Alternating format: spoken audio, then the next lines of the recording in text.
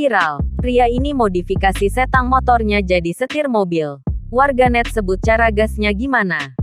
Beredar sebuah video yang memperlihatkan sebuah sepeda motor yang menggunakan model stang yang unik. Video tersebut diunggah oleh akun Instagram @kepoin_trending. Seorang pengendara sepeda motor mendadak viral di media-media sosial karena memodifikasi kendaraannya yang membuat publik terheran-heran. Dalam video tersebut, tampak seorang lelaki berbaju hijau yang sedang memundurkan motornya dari parkiran. Namun, saat motornya sudah dimundurkan, tampak hal yang tak biasa dari motornya tersebut.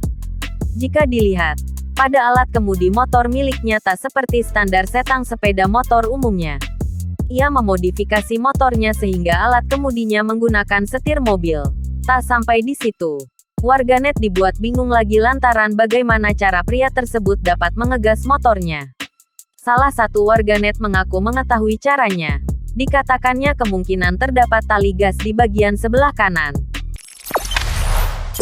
Jangan lupa subscribe, share, komen, dan like ya.